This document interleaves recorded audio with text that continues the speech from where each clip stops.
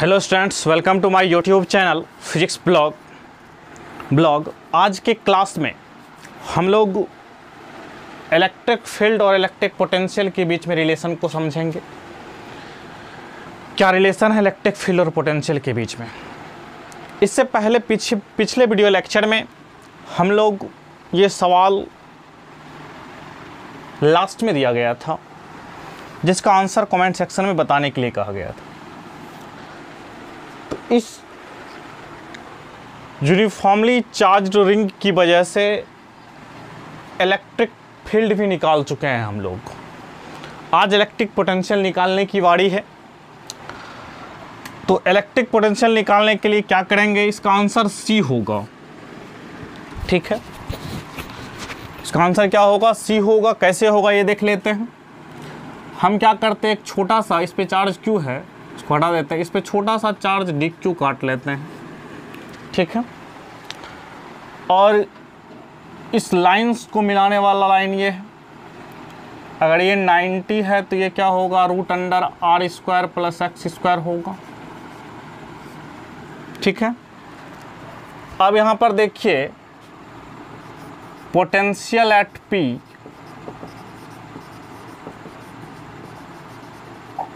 Due to charge D Q की वजह से क्या हो जाएगा, K D Q upon root under R square plus X square. ये पॉइंट चार्ज है और ये यहाँ पे पोटेंशियल निकालना है। आपको पता है कि पॉइंट चार्ज की वजह से पोटेंशियल क्या होता है, के क्यू बाय आर, मतलब चार्ज बाय डिस्टेंस। तो यहाँ पर ये चीज़ें हो गई। अब हम क्या करते हैं, अब यहाँ पर देखिए पिछले वीडियो लेक्चर में जब हम इलेक्ट्रिक फील्ड निकाले थे इससे, तो आपको बताए थे कि रिंग जो होता है, रिंग से इस पॉइंट का डिस्टेंस रिंग के किसी भी पॉइंट से हमेशा यही होता है, R square plus X square का। ठीक है, आपको रिंग लेकर के भी समझाए थे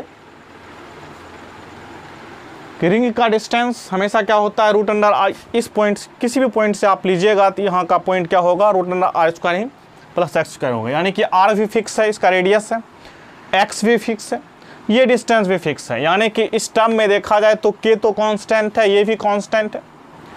बचा क्या, डी क्यू। यानी कि ऐसा डी क्यू काटते जाएंगे तो पूरा चार्ज इंक्लूड हो जाएगा पूरे स्फीयर पे, सॉरी पूरे रिंग पे जितना चार्ज है। तो हम लिखेंगे इलेक्ट्रिक फील्ड, ये तो इसकी वैल्यू अगर कह सकते हैं तो इसको हम कह सकते हैं डी क्यू, यानी कि डी भी बराबर हमको आया है क्या, इसको लिखें तो K D Q upon root under R square plus X square.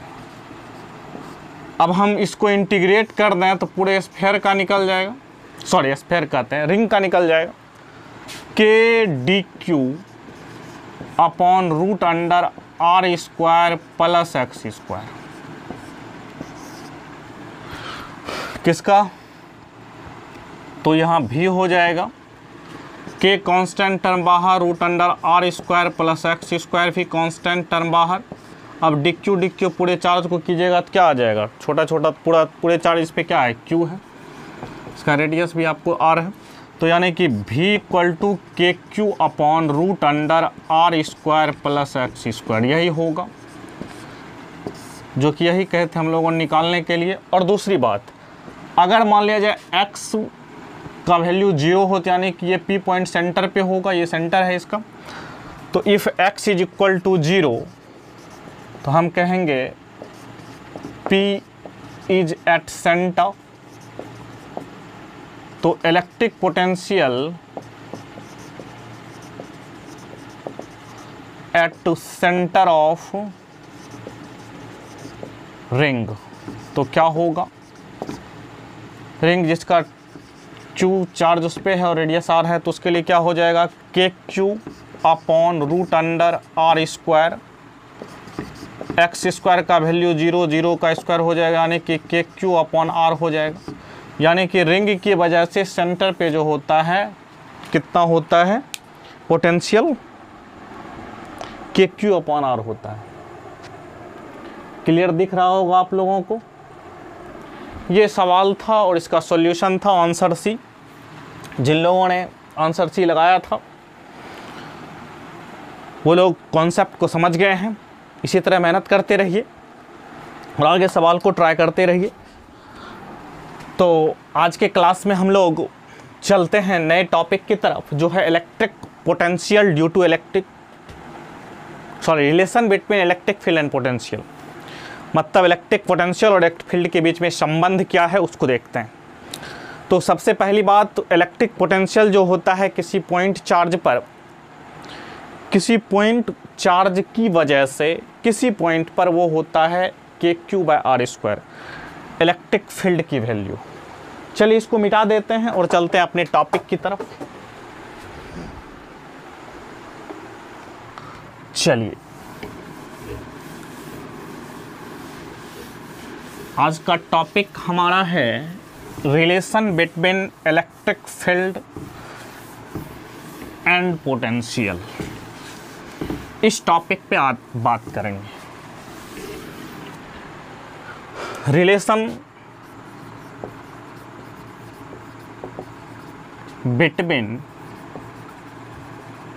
Electric field and potential.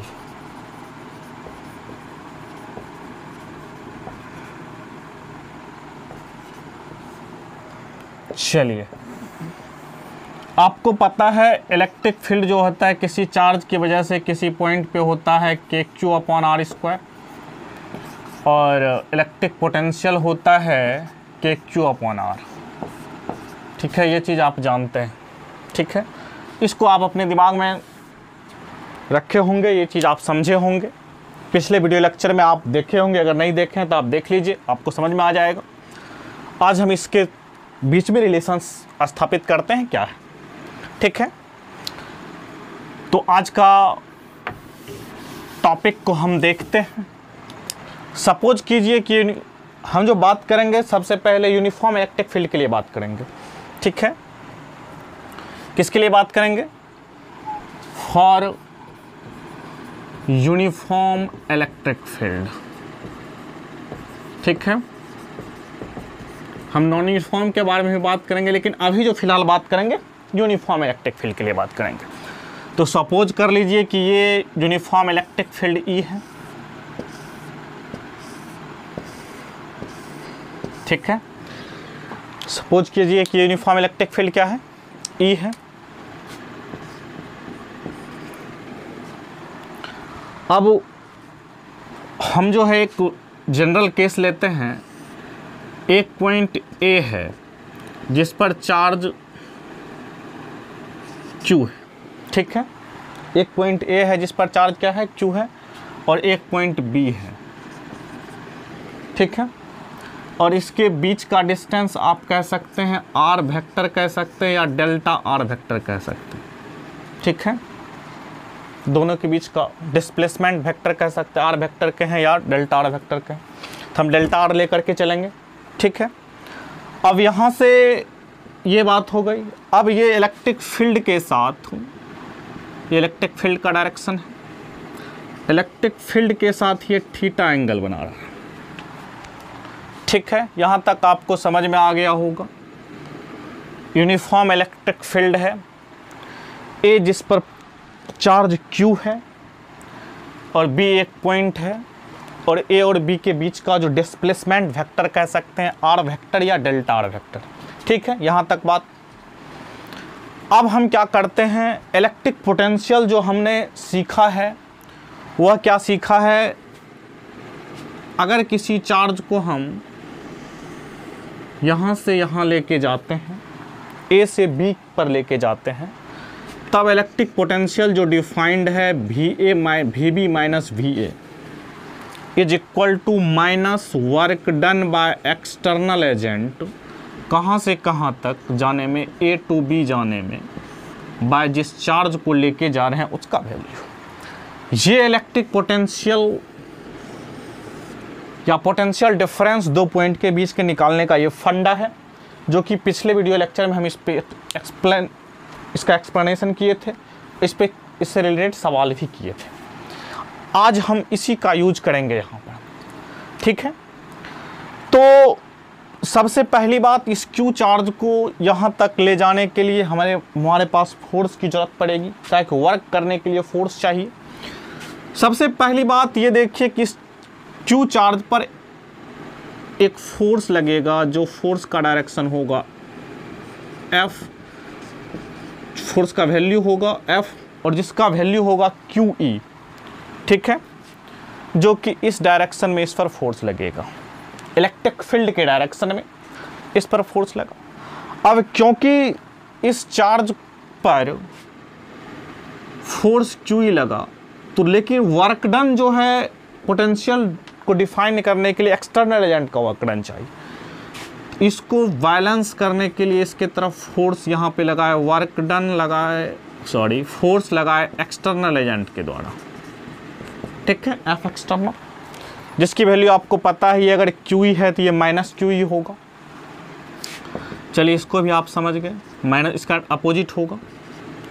चलिए अब आपको बताइए कि इस R वेक्टर का दो कंपोनेंट होगा, एक कंपोनेंट इधर की तरफ होगा R cos थीटा, आप कंपोनेंट लेना भी जानते हैं, और ऊपर की तरफ एक कंपोनेंट होगा, इसके परपेंडिकुलर होगा कंपोनेंट जो होगा R sin थीटा।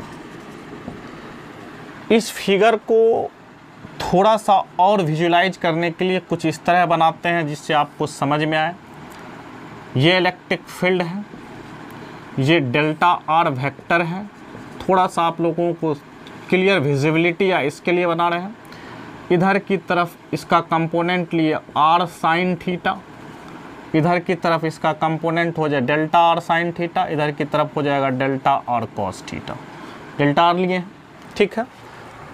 तो यहाँ पर अब देखिए इधर की तरफ फोर्स आपने लगाया है Q इंटू E, जो कि इलेक्ट्रोस्टैटिकल फोर्स है। इसके अपोजिट डायरेक्शन में फोर्स लगाया F एक्सटर्नल, जिसकी वैल्यू है माइनस ऑफ QE, मतलब इसके अपोजिट। ध्यान रखें कि इस चार्ज को हम स्लोली मूव करेंगे, ए से बी तक स्लोली मूव करेंगे, ताकि काइनेटिक एनर्जी का चेंज ना हो। काइनेटिक एनर्जी अगर चेंज हो जाएगा, काइनेटिक एनर्जी आ जाएगी, तो पोटेंशियल एनर्जी सही डिफाइन नहीं हो पाएगी। तो हमको पोटेंशियल एनर्जी चाहिए, तो हमको क्या करना होगा, इस चार्जेस को स्लोली मूव कराना होगा। तो स्लोली, काफ़ी स्लो लेकर के जाएंगे, जिससे वेलोसिटी ना गेन हो उसको। तो ये चीज़ें हैं। तो यहाँ पर एक्सटर्नल एजेंट हो गया। अब हम जो है ये तमाम चीज़ें करने के बाद हम यहाँ पर, आपको पता है कि ये displacement R sin theta force के परपेंडिकुलर है, तो उसके द्वारा वर्क डन क्या होगा, 0 होगा।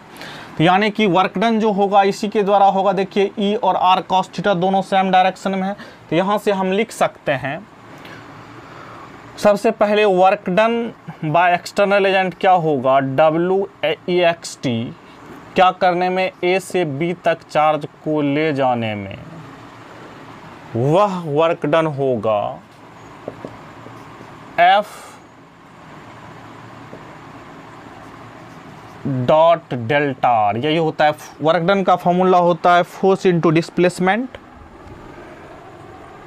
क्या, तो फोर्स का वैल्यू तो हमें पता है क्या है, minus QE dot delta R, ठीक है। यहाँ से क्या हो जाएगा, VB माइनस, इसी को लिख सकते हैं VB माइनस VA। इस फिगर को आप समझ गए होंगे, तो हम इसको एक चीज़ साइड में लिखते हैं, ठीक है, इसको हटा देते हैं। अब हम एक साइड में लिखते हैं कि since R sin theta and F external both are perpendicular to each other, तो इसके द्वारा क्या होगा, वर्क डन 0 होगा। वर्क डन जब 0 होगा तो V की वैल्यू भी क्या होगी, 0 होगा, ठीक है। इस बात को क्लियर कर दिया यहाँ पर कि यानी कि इस कंपोनेंट के द्वारा कोई वर्क डन नहीं होगा, इस ठीक है, यानी कि VA minus VB equal VB minus VA क्या होगा, आप क्या लिखते हैं, minus QE dot delta R by इस चार्ज से भाग दे दीजिए, यानी कि VB minus VA is equal to होगा minus E dot delta R। ये हमारा रिजल्ट आ गया। इसको लिख दीजिए VB minus VA is equal to minus E dot delta R। आपको पता होगा कि इसके बीच का रिलेशन हमें पता चल गया। VB माइनस VA को क्या लिख सकते हैं, डेल्टा भी लिख सकते हैं, is equal to minus E dot delta R। ये आ गया, ठीक है। Delta A V equal to delta V equal to E dot delta R। ये रिलेशन हमें पता चल गया। अब हम यहाँ से अगर आगे बढ़ें तो अगर हम कहें यहाँ से अगर हम इसको ये भी लिख सकते हैं, वेक्टर को तोड़ें तो माइनस E डेल्टा और कॉस थीटा। आपको पता है A डॉट B क्या होता है, AB कॉस थीटा होता है, वेक्टर में आप पढ़े होंगे। माइनस E डेल्टा और कॉस थीटा हो गया। ये हमारे पास रिलेशंस आ गए। चलिए अब नेक्स्ट चलते हैं, if delta R and E are in same direction. अगर मान लिया जाए डेल्टा R ये है और इलेक्ट्रिक फील्ड भी ये है, दोनों सेम डायरेक्शन में हो, तो थीटा का वैल्यू क्या होगा, 0 डिग्री होगा। तो इसमें पुट कर दीजिएगा तो क्या हो जाएगा, थीटा अगर 0 होगा, हम इस चीज़ को यहाँ लिख रहे हैं, इस बॉक्सेस को हटा देते हैं, एक्सटर्नल था, इस चीज़ को यहाँ लिख रहे हैं, तो थीटा का वैल्यू 0 होगा।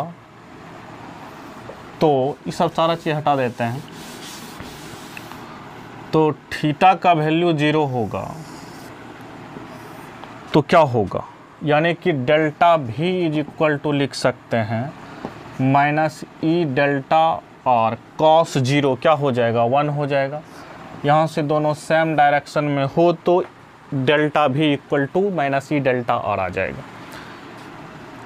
अब यहाँ से कुछ इम्पोर्टेंट रिजल्ट पे चलते हैं, ठीक है। यहाँ पर हमें इस चीज़ का पता चल गया कि delta V is equal to minus E delta R होता है, वेक्टर फॉर्म में ये होता है, ये होता है। अब ये माइनस साइन क्या बताता है, माइनस साइन का मतलब ये हुआ, हमने क्या निकाला है, VB माइनस VA निकाला है। ध्यान गौर से सोचिएगा, यही निकाला है ना, ये निगेटिव आया। इसका मतलब है कि इस दोनों, इसका सब्ट्रैक्शन निगेटिव आया है। इसका मतलब है कि VA का पोटेंशियल जो है, potential at A is greater than potential at B, यानी कि B का पोटेंशियल क्या है, कम है A के पोटेंशियल से, ठीक है। यहाँ से एक रिजल्ट पे हम आते हैं, वो रिजल्ट ये है कि potential decreases in the direction of electric field.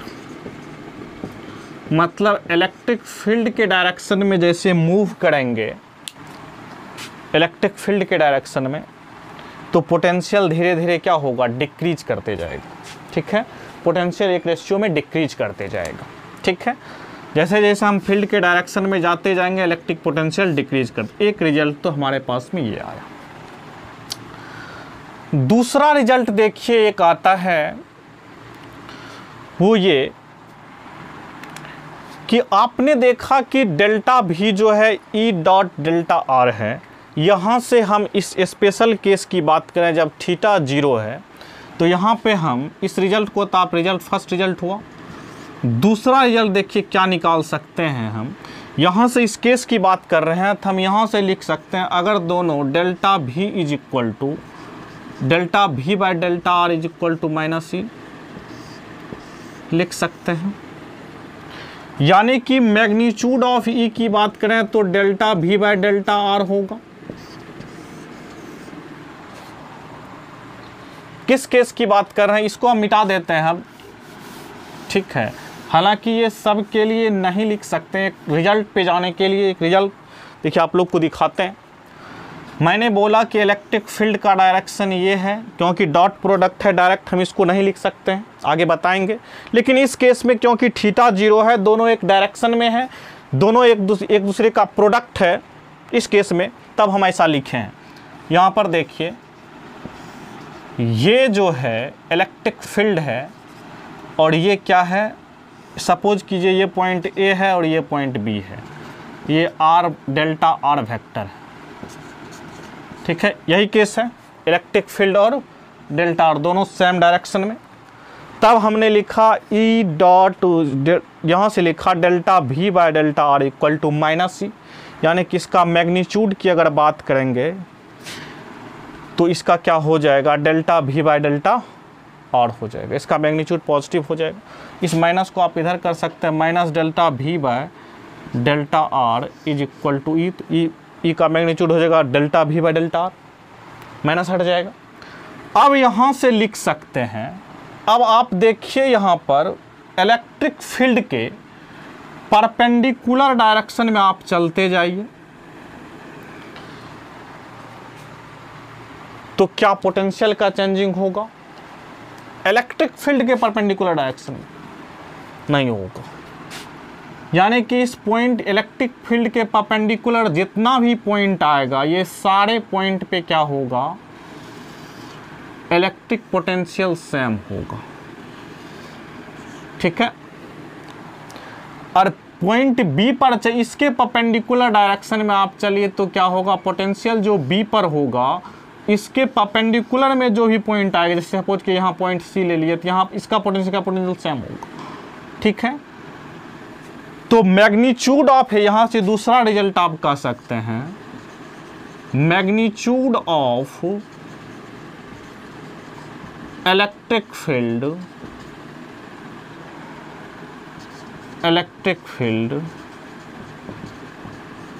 Is the ratio of change in potential, ratio of change in potential, मैंने लिखा magnitude of electric field is the ratio of change in potential and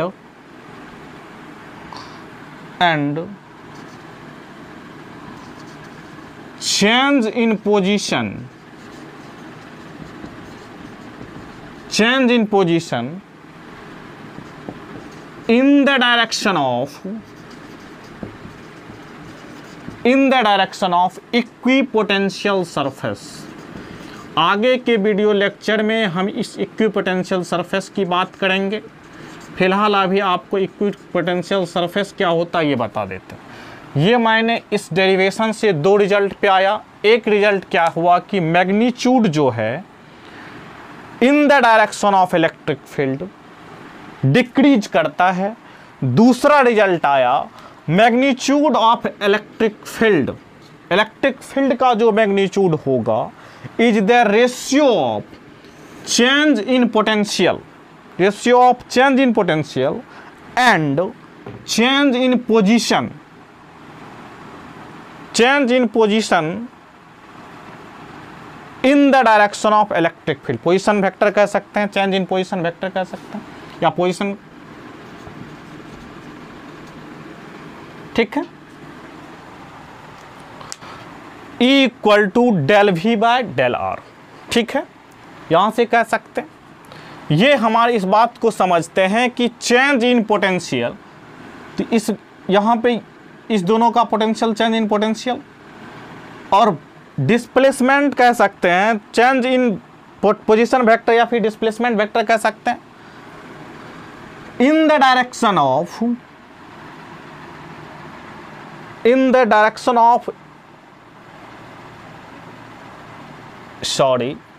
in the perpendicular direction of in the perpendicular direction of in the perpendicular direction of equipotential surface. थोड़ा सा mistake हो गया था। देखिए इस बात को समझते, इस इक्विपोटेंशियल सरफेस के परपेंडिकुलर डायरेक्शन में जैसे जैसे आप पोटेंशियल डिस्प्लेसमेंट का चेंजिंग कीजिएगा, पोजीशन का चेंजिंग कीजिएगा, इलेक्ट्रिक फील्ड के मैग्नीट्यूड में चेंजिंग होगा। और वह चेंजिंग क्या होगा, रेशियो किसका होगा, पोटेंशियल का चेंजिंग और डिस्प्लेसमेंट का चेंजिंग का रेशियो जो होगा वह इलेक्ट्रिक फील्ड का मैग्नीट्यूड होगा।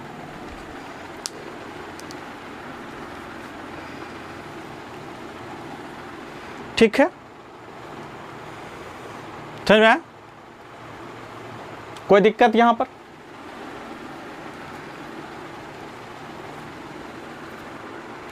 चलिए ये दो रिजल्ट हमको प्राप्त हुआ।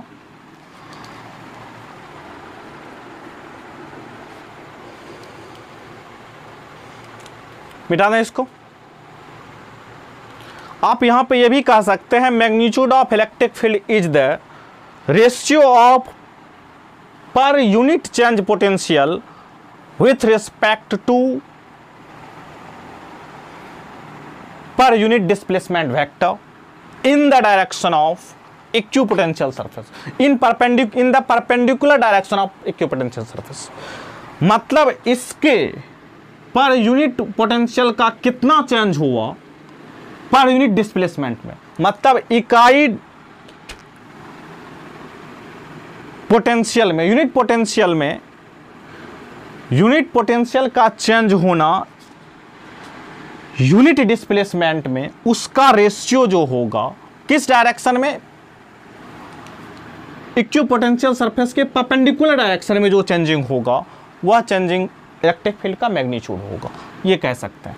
ये दोनों चीजें, बात सिंपल है, कुछ नहीं है। आपको यहाँ पे का पोटेंशियल, यहाँ से यहाँ का पोटेंशियल चेंज हो रहा, जैसे जैसे आप डिस्प्लेसमेंट कर रहे हैं, किस डायरेक्शन में डिस्प्लेसमेंट कर रहे हैं, तो इक्विपोटेंशियल सरफेस के परपेंडिकुलर डायरेक्शन में। अब इक्विपोटेंशियल सरफेस किसको कहते हैं, ऐसा सरफेस जहां पर पोटेंशियल क्या हो, हर जगह सेम हो। तो आपको बताया कि इसके परपेंडिकुलर ए का जो पोटेंशियल होगा इस लाइन के लॉन्ग, इस सरफेस के लॉन्ग, पोटेंशियल जो ए का होगा वही सारे का पोटेंशियल होगा।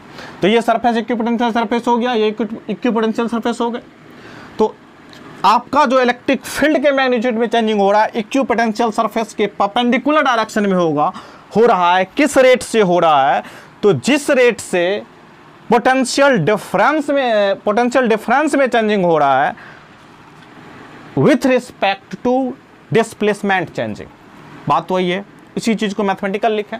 ये चीजें आपको समझ में आ गया होगा। अगर आप ये चीज समझ गए, ये दो रिजल्ट यहां पर था। मिटा दें, अब आगे बढ़ते हैं। इस टॉपिक को आप समझ गए होंगे। E इक्वल टू क्या होता है, minus E dot delta R. इस रिजल्ट पे अगर आप मिटा दें इसको, चलिए इस पर कुछ सवाल करते हैं, तब कुछ और कॉन्सेप्ट आपके क्लियर होंगे। कुछ सवाल देखते हैं, उसके बाद आगे के कॉन्सेप्ट पे चलेंगे। आपको मैंने दो रिजल्ट दिया, चलिए एक सवाल लेते हैं जिसके जरिए इसको समझने की कोशिश करते हैं। सपोज कीजिए ये इलेक्ट्रिक फील्ड है, यूनिफॉर्म इलेक्ट्रिक फील्ड। हाँ, यहां से एक और चीज देख लीजिए, delta V is equal to minus E delta R आपने सीखा, ठीक है, इसका ज़्यादा यूज होगा, ठीक है। ये स्केलर फॉर्म में E delta V equal to minus E delta R, ठीक है। अब यहाँ से आप कह सकते हैं इलेक्ट्रिक फील्ड, आपको यहाँ से मैंने निकाला ई इक्वल टू, आपको बताया delta V by delta are. यहाँ से यूनिट ऑफ इलेक्ट्रिक फील्ड भी होगा, आपको पहले से पता है unit of electric field Newton पर कूलम्ब पता है। आज एक और इलेक्ट्रिक फील्ड का यूनिट जान लीजिए, वह होगा वोल्ट पर मीटर। मतलब पोटेंशियल का क्या होता है, यूनिट वोल्ट होता है, आर डिस्प्लेसमेंट है उसका क्या होगा, मीटर होगा, यानी कि वोल्ट पर मीटर। इससे पहले आप जानते थे न्यूटन पर कूलम्ब, यानी कि ये दोनों यूनिट है किसका, इलेक्ट्रिक फील्ड का। ठीक है, वोल्ट पर मीटर के हैं या न्यूटन पर कूलम्ब के हैं, दोनों क्या है, दोनों यूनिट इलेक्ट्रिक फील्ड के हैं। मिटा दें इसको, इस रिजल्ट को आप समझ गए होंगे। चलिए अब क्वेश्चन की तरफ आते हैं। चलिए ये मान लिया जाए E इक्वल टू दिया हुआ है 5 न्यूटन पर कूलम्ब। ठीक है, 5 न्यूटन पर कूलम्ब कह सकते हैं या फिर वोल्ट पर मीटर कह सकते। चलिए वोल्ट पर मीटर ही लिखिए। चलिए ठीक है, अब देखिए यहां पर एक पॉइंट हमने लिया A और एक पॉइंट लिया B, इसके बीच का डिस्टेंस हम ले लेते हैं 2 मीटर का है, और यहां पर पोटेंशियल हमने कहा कि 7 वोल्ट है। पोटेंशियल एट B यानी कि VA इक्वल टू 7 वोल्ट है। फाइंड करना है VB, मतलब V पर जो पोटेंशियल है B पर, उसको फाइंड करना है। ठीक है, फाइंड पोटेंशियल एट B। सबसे पहले इसका सॉल्यूशन देखते हैं क्या होगा। आराम से फार्मूला लगाइए। आप पहले इस दोनों के बीच का पोटेंशियल डिफरेंस निकाल सकते हैं। किस फार्मूला से, वही formula delta V is equal to minus E delta R से। डेल्टा V निकालना है तो माइनस E का वैल्यू पता है 5 इंटू डेल्टा R भी पता है 2 मीटर है, यानी कि माइनस 10 वोल्ट का पोटेंशियल, मतलब पोटेंशियल डिफरेंस इसके, यानी कि हमको पता है VB माइनस VA कितना आया, माइनस 10 वोल्ट आया। अब हमको इसमें से देखिए तो VA दिया हुआ है, VB minus 7 is equal to minus 10 volt हो जाएगा। VB is equal to minus 10 minus 10 इधर आ जाएगा तो क्या हो जाएगा, प्लस 7 हो जाएगा, यानी कि माइनस 3 वोल्ट हो जाएगा। ठीक है, इसका जो पोटेंशियल होगा माइनस 3 वोल्ट हो जाएगा। अब आप देखिए जैसे इलेक्ट्रिक फील्ड के डायरेक्शन में गए पोटेंशियल घट गया, घटा या नहीं घटा। यहाँ 7 वोल्ट है, वहाँ पे 3 कितना का पोटेंशियल डिफरेंस आया, माइनस 10 वोल्ट का, यानी कि ए का पोटेंशियल जो है माइनस 10 वोल्ट ज़्यादा है बी के पोटेंशियल्स। इस तरह से आप सवाल को ट्रीट कर सकते हैं। सेकेंड मेथड भी आप इसके लिए अप्लाई कर सकते हैं। इसको भी देख लीजिए, जो आपको एक रिजल्ट बताया उससे आप निकाल लीजिए E इक्वल टू मैग्नीट्यूड निकाल लीजिए। ठीक है, यानी कि E delta R V equal to E delta R निकाल लीजिए। ठीक है, समझ गए। डायरेक्ट आप इसको याद रखिए, E delta R। Negative sign अगर भूल गए तो देखिए यहाँ क्या हो जाएगा, E कितना है 5 गुना 2 कितना हो जाएगा, 10 वोल्ट हो जाएगा। इस दोनों के बीच का पोटेंशियल डिफरेंस डेल्टा भी आया 10 वोल्ट। अब आपको पता है कि पोटेंशियल जो है डिक्रीज करता है in the direction of electric field, यानी कि यहाँ का पोटेंशियल जो है 10 वोल्ट ज़्यादा होगा यहाँ के पोटेंशियल से। यहाँ का पोटेंशियल यहाँ के पोटेंशियल से कितना ज़्यादा होगा, 10 वोल्ट। यानी कि हम लिख सकते हैं VB प्लस डेल्टा भी लिख सकते हैं इज इक्वल टू VA लिख सकते हैं ना। अब VB हमको निकालना है तो क्या करेंगे, VA माइनस क्या कर देंगे, डेल्टा भी कर देंगे।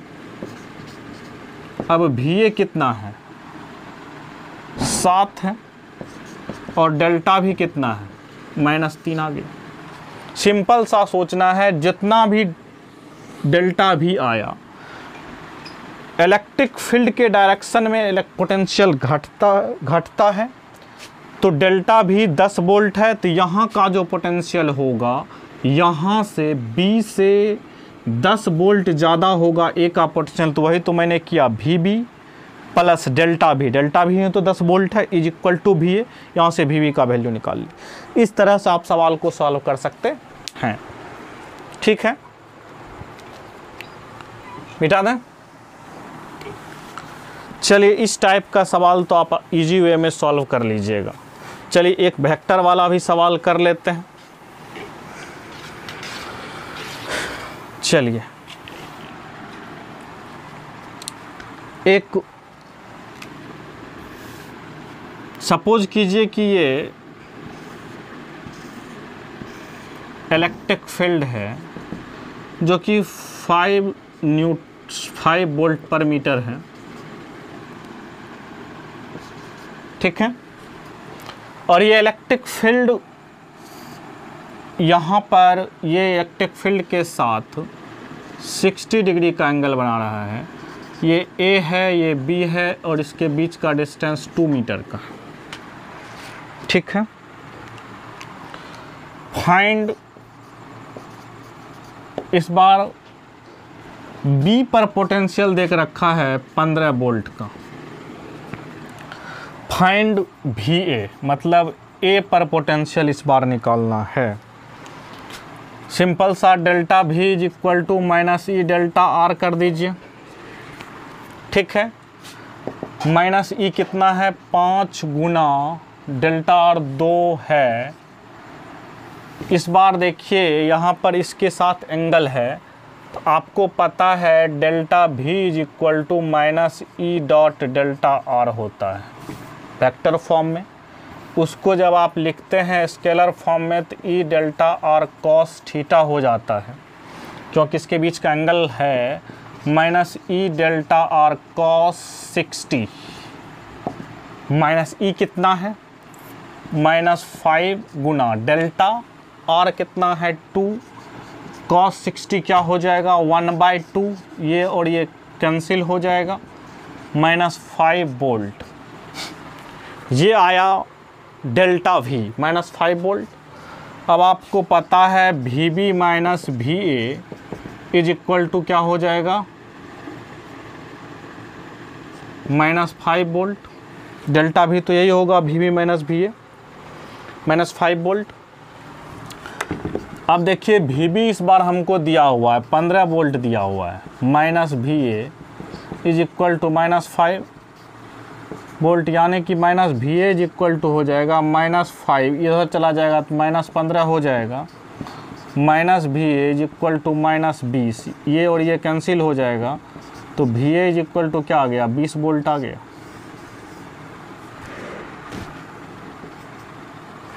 ठीक है। समझ में आ रहा है? इस तरह से आप सवाल सॉल्व कर सकते हैं इजी वे में, ठीक है। अगर आपसे कोई पूछे, इस सवाल को छोड़िए, यहाँ पर एक पॉइंट है C जो कि A के लाइन में है, तो इसका पोटेंशियल क्या होगा, जो पोटेंशियल A का होगा वही पोटेंशियल क्या होगा, C का होगा, ठीक है। समझ में आ रहा है? मिटा दें परपेंडिकुलर डायरेक्शन में, इसको तो समझाया मैंने। चलिए, ये तो सवाल आप लोगों ने कर लिया।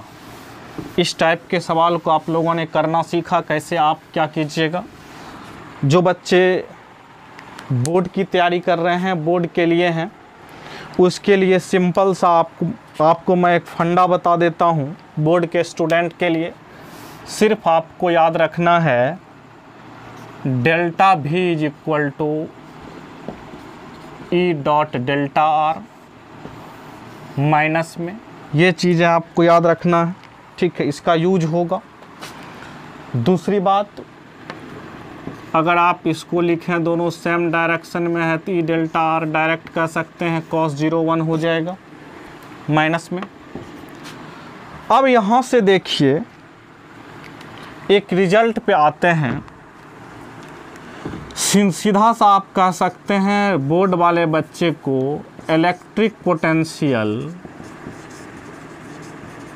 अगर दोनों के बीच का एंगल सेम है तब मैं बात कर रहा हूँ, इज इक्वल टू होगा इलेक्ट्रिक फील्ड। अगर एंगल डिफरेंट है, मतलब दोनों के बीच में कुछ एंगल है, तब तो आप वेक्टर फॉर्म में करके सॉल्व कर सकते हैं। इफ़ थीटा 0 दिया हुआ है तब की बात है ये।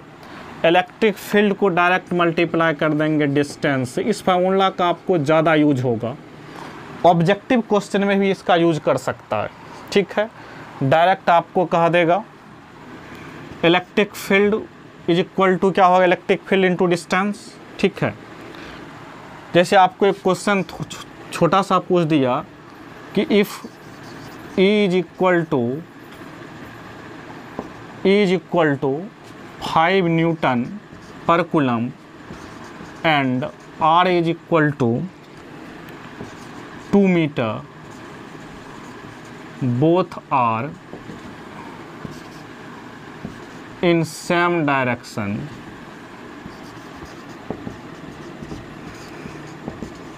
Find V।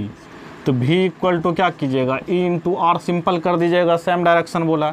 अगर कुछ एंगल पे देता तब क्या करते, V इज इक्वल टू आप लगाते ई आर कॉस थीटा लगा देते, अगर कुछ एंगल पे देता तो। अगर सेम डायरेक्शन में है तो डायरेक्ट क्या कीजिएगा, 5 गुना 2 कर दीजिए, 10 वोल्ट हो जाएगा। Find V। V क्या है, पोटेंशियल डिफरेंस है, ठीक है, डेल्टा V, ठीक है। आपको पूछा जा सकता है फाइंड डेल्टा V, तो डेल्टा V आपका आ जाएगा 10 वोल्ट। अब उस तरह से पूछा था आप आसानी से, इसको आप यहाँ से भी समझ सकते हैं।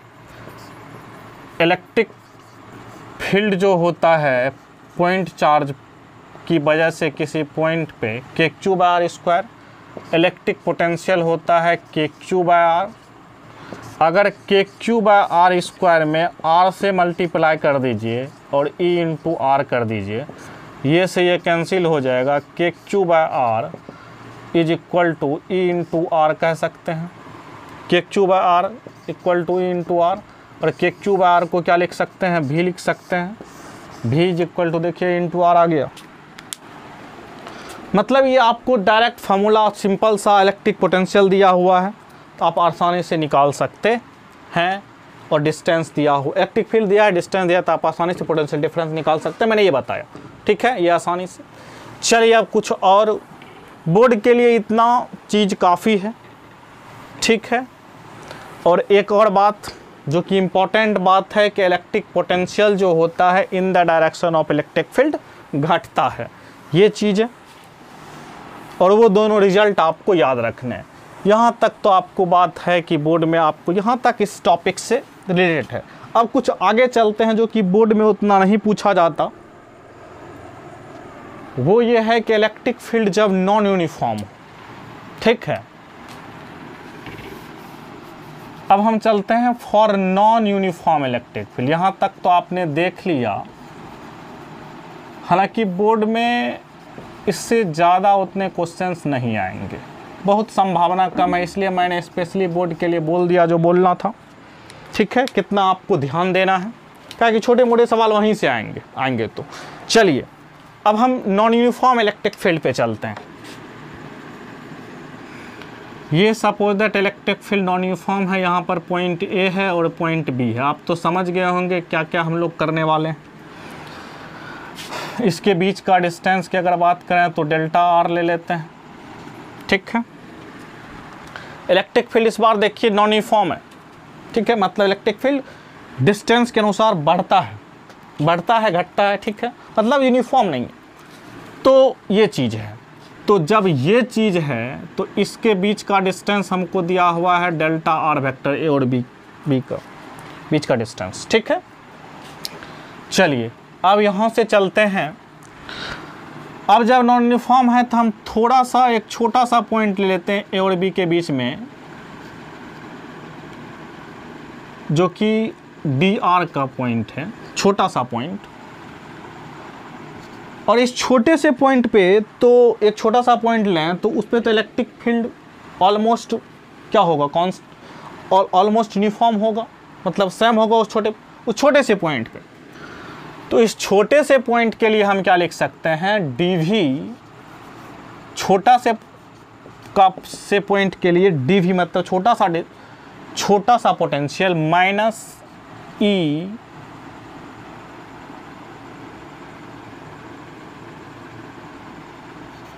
dr लिख सकते हैं,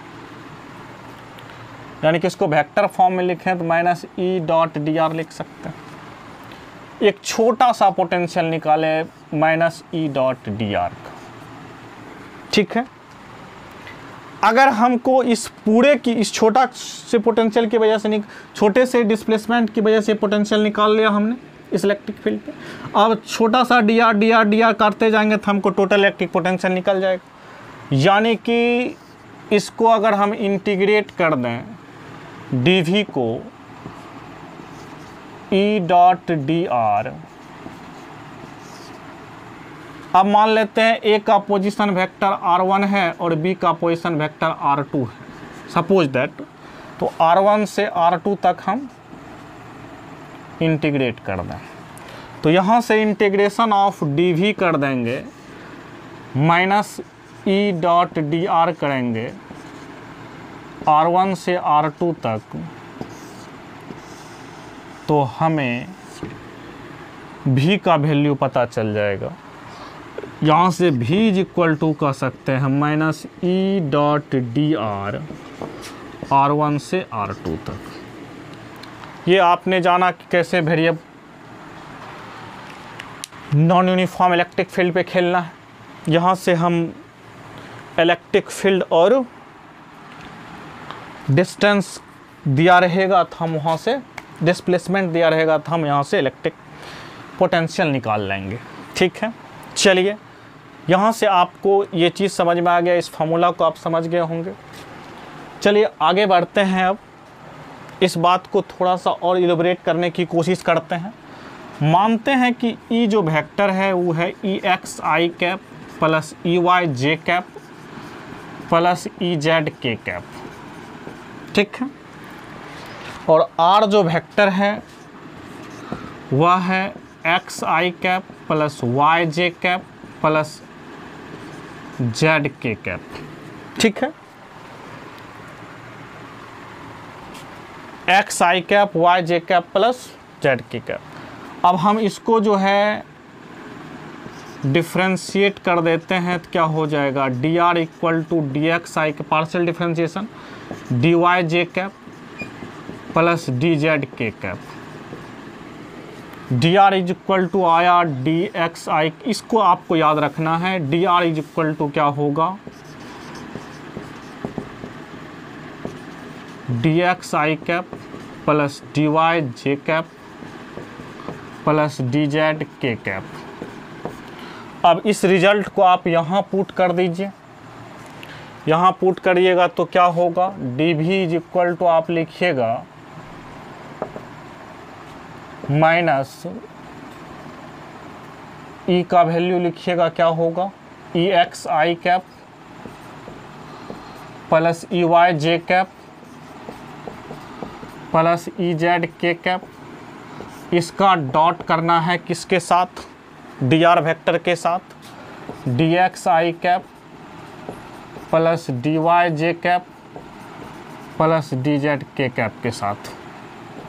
इसका डॉट कीजिएगा तो यहाँ से डी वी का वैल्यू क्या आ जाएगा, minus E X D X plus E Y D Y. आपको पता है डॉट कैसे करते हैं, डॉट प्रोडक्ट मतलब आई के आई वाले कंपोनेंट के साथ करते हैं। तो आई वाला कंपोनेंट रहेगा वाई जे के वाला हट जाएगा, जब जे का करेंगे तो आई और के हट जाएगा और के का करेंगे तो आई और जे हट जाएगा। तो E Y D Y plus E Z D Z, ये सब आपने वेक्टर में पढ़ रखा है। यहाँ से डी वी का वैल्यू आप निकाल सकते हैं, ठीक है। जब डी वी निकल जाए तो उसको आप इंटीग्रेट कर दीजिएगा, जहाँ से जहाँ तक कहेगा तो आप वहाँ से निकाल सकते हैं। तो सिंपल सा आप इसी को डी वी को यहाँ रख दीजिएगा और इस वैल्यू को रख दीजिएगा। ई डॉट डी आर तो आप निकाल ही लिए, जिस पॉइंट से जिस पॉइंट कहेगा उसको रख करके आप इंटीग्रेट कर दीजिएगा। इस पर एक सवाल करेंगे तो हो जाएगा, आपसे आराम से ये चीज़ें हो जाएंगी। यानी कि जब आपको इलेक्ट्रिक फील्ड दिया रहेगा, इलेक्ट्रिक फील्ड और डिस्प्लेसमेंट वेक्टर दिया रहेगा तो हम वहाँ से हम इलेक्ट्रिक पोटेंशियल को इस फॉर्म में निकाल सकते हैं।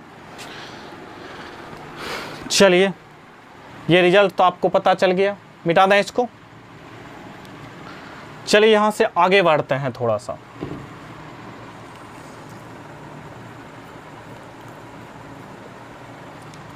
मिटा दें। इस रिजल्ट से अब आगे बढ़ने की कोशिश करते हैं। अब क्वेश्चन मार्क है, ये सारा चीज़ तो आप समझ गए होंगे, ये सारा रिजल्ट आप समझ गए। अब क्वेश्चन मार्क है कि जब हमारे पास में इलेक्ट्रिक पोटेंशियल दिया रहे तो इलेक्ट्रिक फील्ड कैसे निकालेंगे, ये क्वेश्चन मार्क। जब आपने देखा कि सेम डायरेक्शन में था तो आपने डिवाइड कर दिया आसानी से, मैंने बताया कि कर दिया। लेकिन यहाँ पर आप कहिएगा सर इसको dv/dx कर दें डायरेक्ट तो ये हो जाएगा, ऐसा नहीं होगा। ठीक है, हमको इसके लिए क्या करना पड़ेगा, हमको प्रत्येक के टर्म में, आप यहाँ पर देखिए इलेक्ट्रिक फील्ड जो है वेरिएबल था, x y z पे तीनों पर डिपेंड कर रहा था। तो हमको प्रत्येक के टर्म में इसको पार्शियल डिफरेंशिएशन करना होगा। ठीक है, पार्शियल डिफरेंशिएशन करेंगे x के रिस्पेक्ट में, y के रिस्पेक्ट में और z के रिस्पेक्ट में। अगर हम इस इक्वेशन को पार्शियल डिफरेंशिएशन करें, x के डिफरेंशिएट किए x के रिस्पेक्ट में करेंगे तो क्या होगा, डेल v/x। ठीक है, ex dx/dx क्या हो जाएगा, 1 हो जाएगा। डेल v/x हो जाएगा -ex हो जाएगा।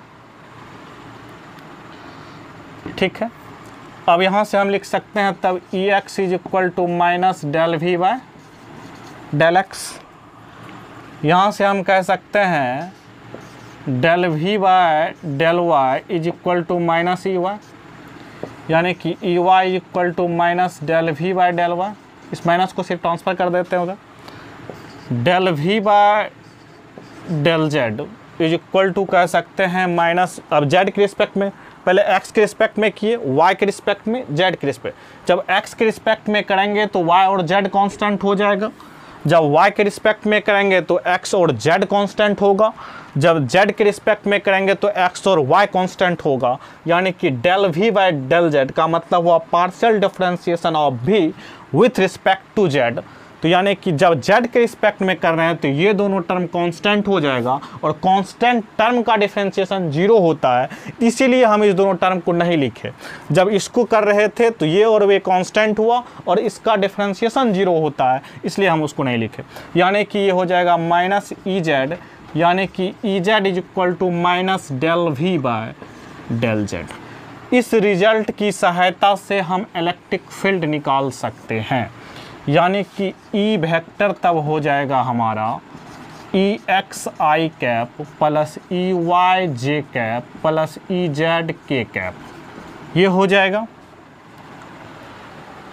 और EXi कैप EY और EX क्या है, -del v/del xi cap minus del v/del yj cap, ये माइनस जो है माइनस del v बाय, यहाँ पे लिख सकते हैं -del v/del zk कैप। यानी कि ये हो गया इलेक्ट्रिक फील्ड का वैल्यू। इस तरह से इलेक्ट्रिक पोटेंशियल दिया रहेगा तो हम उसको इलेक्ट्रिक फील्ड इस तरह से हम निकाल पाएंगे। अब इसका मैग्नीट्यूड कहेगा तो आप इसका रूट अंडर कर दीजिएगा तो आपका आ जाएगा। ठीक है, इस तरह से ये तो हमारा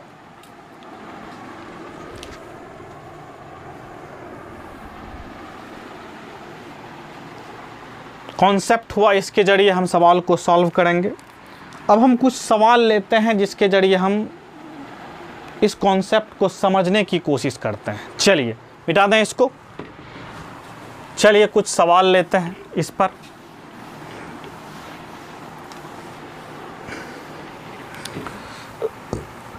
सवाल को लेने से पहले हम जो है एक बार इसको समराइज कर देते हैं तो ज़्यादा बेटर होगा। जब यूनिफॉर्म इलेक्ट्रिक फील्ड होगा, यूनिफॉर्म इलेक्ट्रिक फील्ड होगा तो del v = -e dot delta r होगा, ये हमको पता है। इसकी सहायता से निकाल सकते हैं। जब E एंड R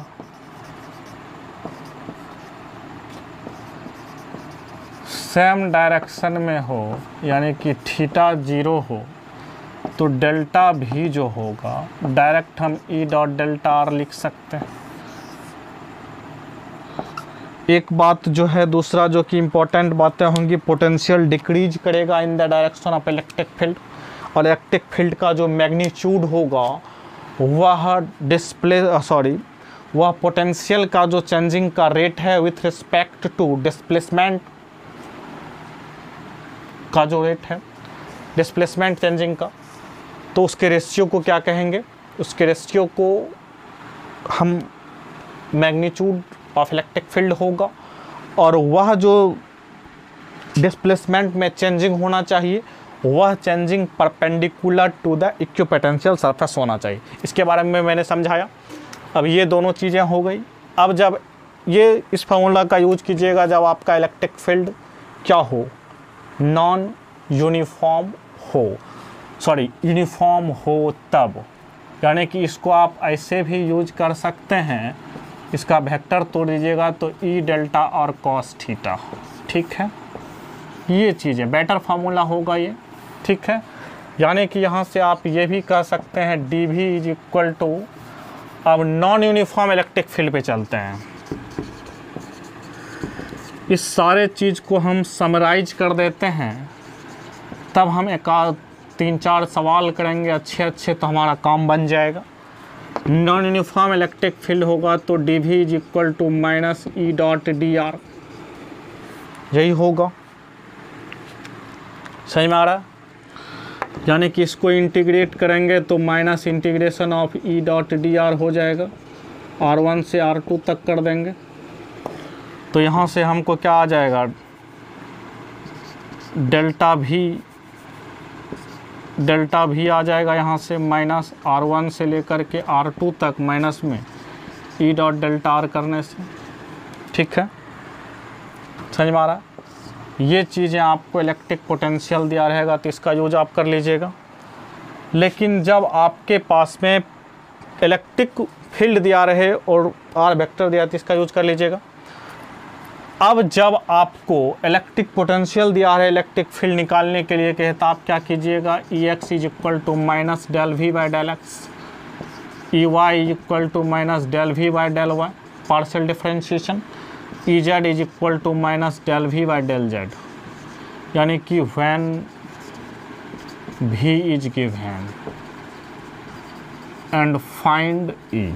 जब E निकालने के लिए कहते E वेक्टर, यहाँ से आपको क्या हो जाएगा, माइनस कॉमन ले लीजिए, del V by del X I cap plus del V by del Y J cap plus del V by del Z K cap. इस तरह से आप इसको कर सकते हैं, ठीक है। अब इस पर हम लोग सवाल करते हैं, मिटा दें। चलिए ये था, इस पे कुछ सवाल कर लेते हैं हम लोग जिससे हमें कुछ पता चल जाए। चलिए एक सवाल लेते हैं। क्वेश्चन है V इक्वल टू दिया हुआ है 2x square plus 2x square y plus 3y square z plus 4z square x, ठीक है। ये हमको क्वेश्चन दिया हुआ है, ठीक है। कहता है find E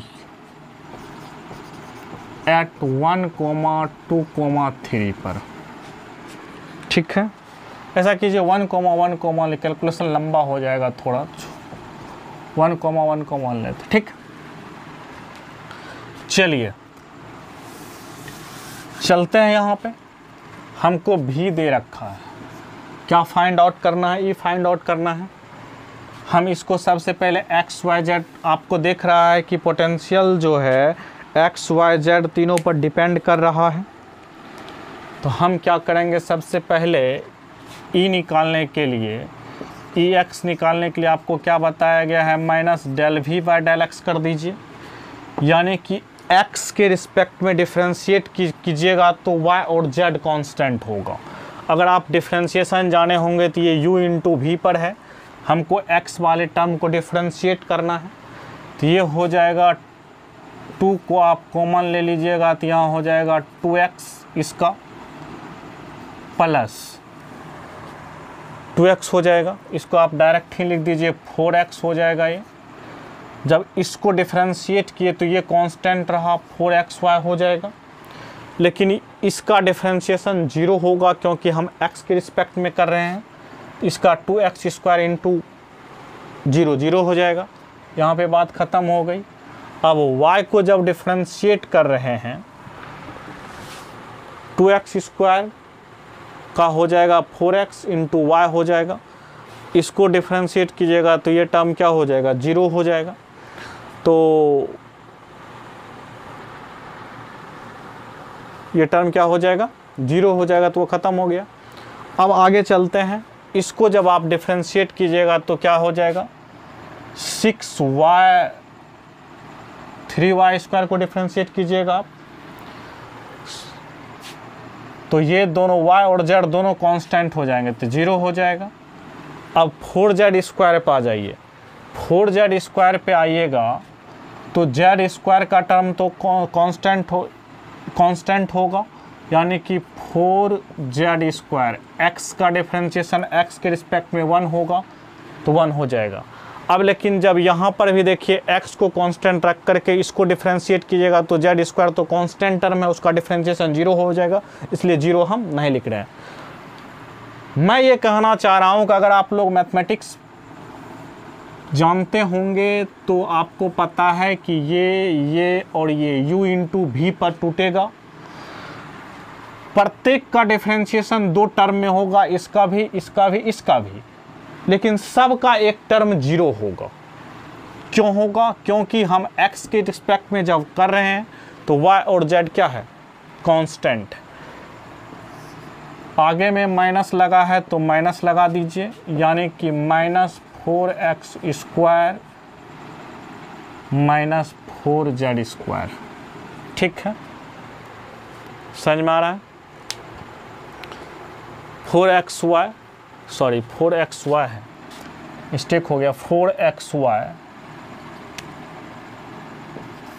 minus Z square. यहाँ तक क्लियर है बात।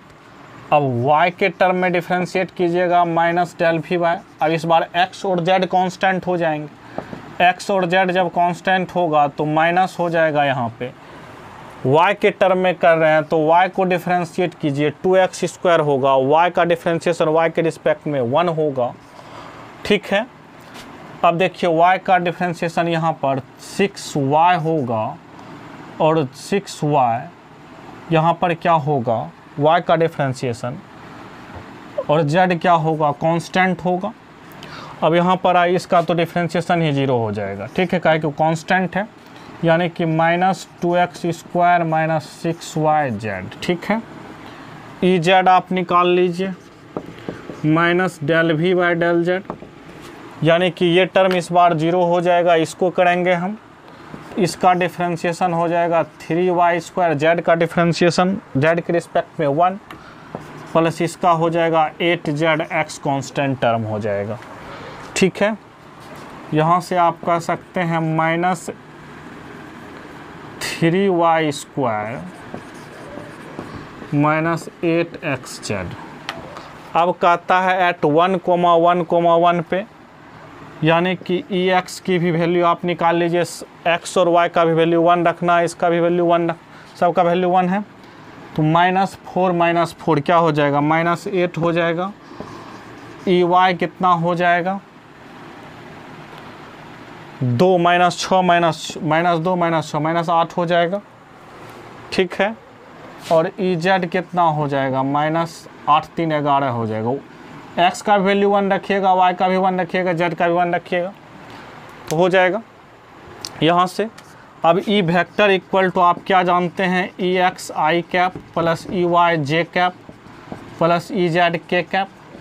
अब ई एक्स आई कैप, एक्स वाले को आई कैप से लिखते हैं, वाई वाले को जे कैप से लिखते हैं, जेड वाले को के कैप से लिखते हैं, तो -11 के कैप। ठीक है, हो गया। एक बार चेक कर सकते हैं आप, 4xy हो गया, इसका कांस्टेंट टर्म हो जाएगा, यहाँ पे ये 0 हो जाएगा, यहाँ पर 4z² x का डिफरेंशिएशन हो जाएगा, यहाँ पर 4x हो गया, यहाँ पे इसका हो जाएगा 2x² y के टर्म का डिफरेंशिएशन 1 होगा, यहाँ पर 6yz हो गया, वो 0 हो जाएगा। यहाँ पर देखिए 3 ये कांस्टेंट टर्म हो जाएगा जिसका डिफरेंशिएशन 0, यहाँ पे 3y² प्लस 8zx, ये चीज़ें हो गई। इसके बाद इसको आप क्या कर दीजिए, यहाँ पर माइनस छूट गया है तो माइनस दे दीजिए। अब ये निकल गया, तब इसका मैग्नीट्यूड भी निकाल सकते हैं, यानी कि ई मैग्नीट्यूड इसका निकालेगा, तो आप मैग्नीट्यूड निकालने के लिए जानते हैं √x² -8 का स्क्वायर प्लस -8 का स्क्वायर। इसको भी एक बार 4 4 8 हो जाएगा, 6 2 8 हो जाएगा, 8 3 11 हो जाएगा। चलिए यहाँ तक क्लियर है। प्लस -11 का होल स्क्वायर, 64 प्लस 64 प्लस 121 कितना होगा, इसको जोड़ लीजिए, 128 होगा। यहाँ से 128 121 कितना होगा, √249 होगा, यही होगा ना। इस तरह से आप भी दिया रहेगा तो इलेक्ट्रिक फील्ड आप निकाल सकते हैं। ठीक है, मिटा दें इसको।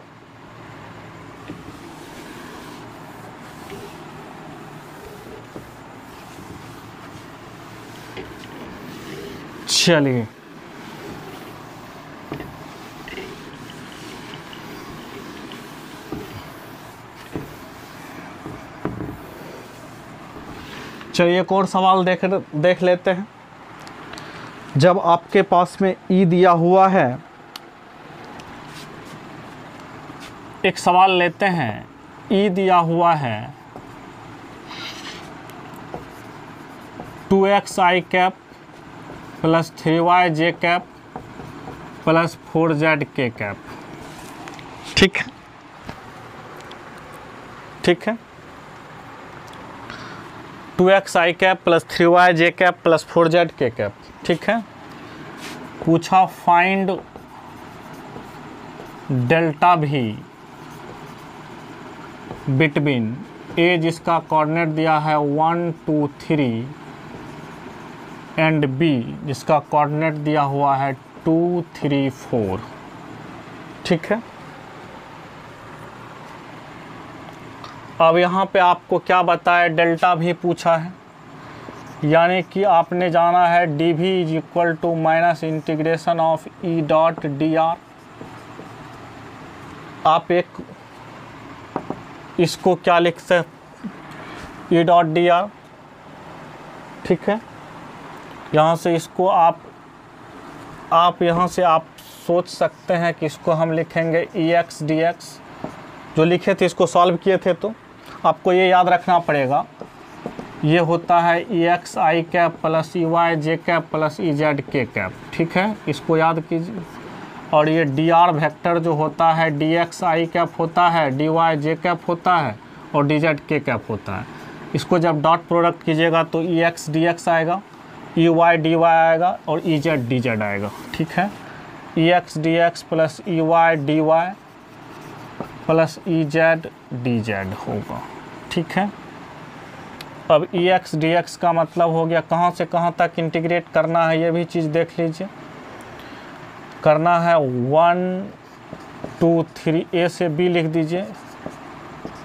ठीक है, ए और बी का कोऑर्डिनेट हमको पता है। चलिए, ई एक्स डी एक्स का मतलब हो गया 2x dx, आई को हटा दीजिए, यूनिट वेक्टर है वो, तो 2x dx हो गया।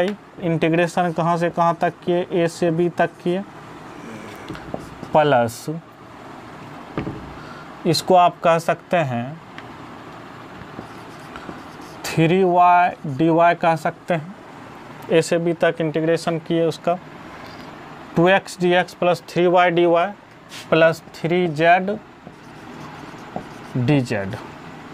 सबका अपने अपने टर्म में इंटीग्रेशन होगा। आप इसको भी अलग लिख सकते हैं a से b, इसको भी लिख सकते हैं 4z है ना, 4z dz लिख सकते हैं a से b। लेकिन आपको ध्यान रखना होगा x वाले में x कोऑर्डिनेट लिखिएगा, y वाले में y कोऑर्डिनेट लिखिए, z वाले में z कोऑर्डिनेट लिखिएगा। अब देखिए सबों के साथ माइनस है आगे लगा हुआ, ये भी ध्यान रखिएगा, है ना माइनस लगा हुआ। तो सबसे पहले माइनस को आगे लगा देते हैं ताकि उलझन कम हो। 2 × x² / 2 हो जाएगा इसका इंटीग्रेशन। कहाँ से कहाँ तक, a से b, ये बड़ी ब्रैकेट है,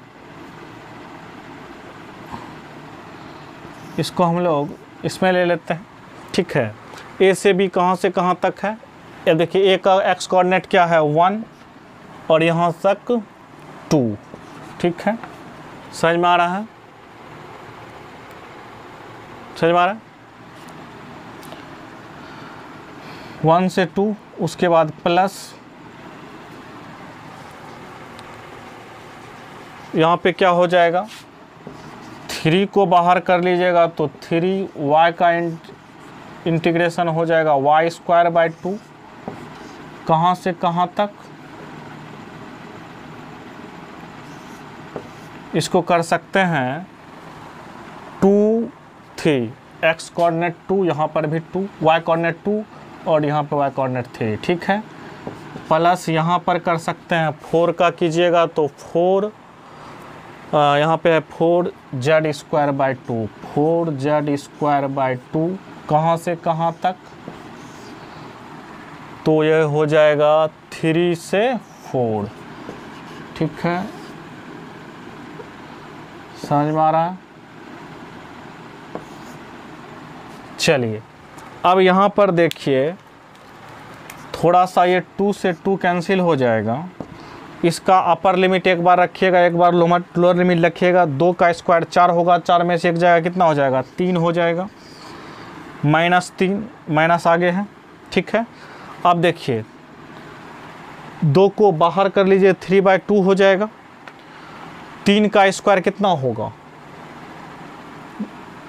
9 होगा, 9 में से 2 का स्क्वायर घटा दीजिए 4, 9 में से 4 घटाइए कितना होगा 5 हो जाएगा।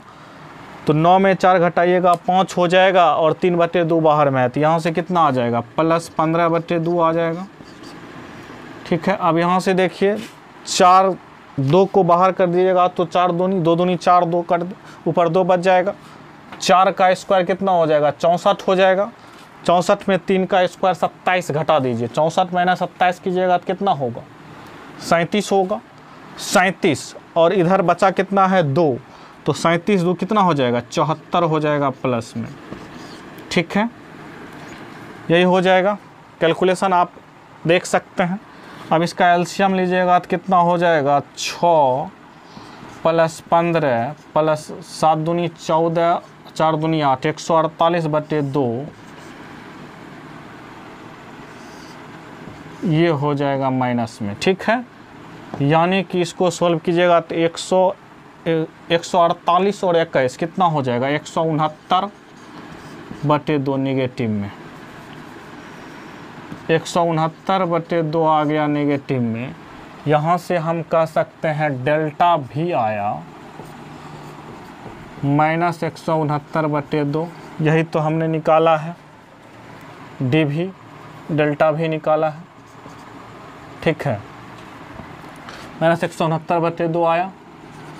अब डी भी क्या है VB - VA आया है, -169/2 आया है। अगर आपसे पूछ लेता VA - VB तो क्या आता प्लस में हो जाता 169/2, ठीक है। डेल्टा भी पूछे थे, अगर VB - VA आया है डेल्टा भी में और VA - VA पूछता तो ये नेगेटिव हो या ये पॉजिटिव हो जाता। इसमें आपको क्या कर सकता है चेंजिंग A और B आपको जैसे दिया हुआ है। यहाँ पे सपोज कीजिए एक सवाल इसी को हम थोड़ा सा चेंज कर देते हैं।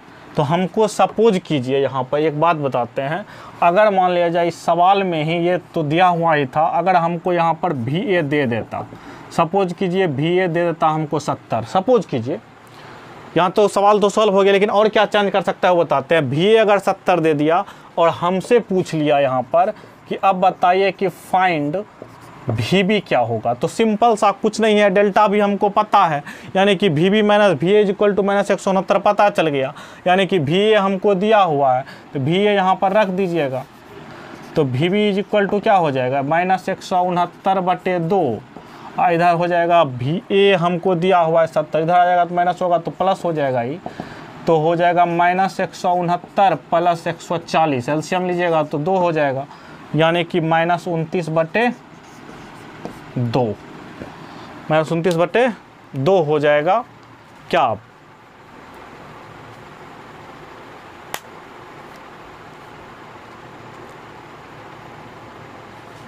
VB, ठीक है। VB कितना हो जाएगा माइनस VA हमको दिया 70, ठीक है, तो VB माइनस VA हमारा कितना आया है -169/2 आया है, तो इसको इधर कर दिए प्लस कर दीजिए तो कितना हो जाएगा 170 दूनी 140, तो -29/2, VB हो जाएगा -29/2 और VA कितना है हमारा 70, ठीक है, हो गया। तो इस तरह से आपको VB भी देगा तो इस तरह से आप निकाल सकते हैं, तो इतना चेंजिंग यहाँ पे कर सकता है इस टाइप के सवाल में। उम्मीद है आप लोगों को ये सारे कॉन्सेप्ट क्लियर हो गए होंगे और इस पर आप प्रैक्टिस कीजिएगा तो आपसे और सवाल बनेंगे, ठीक है।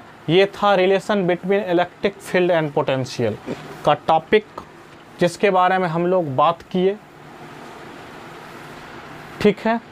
नेक्स्ट वीडियो लेक्चर में हम मिलेंगे नेक्स्ट टॉपिक के साथ, तब तक के लिए बेस्ट ऑफ लक।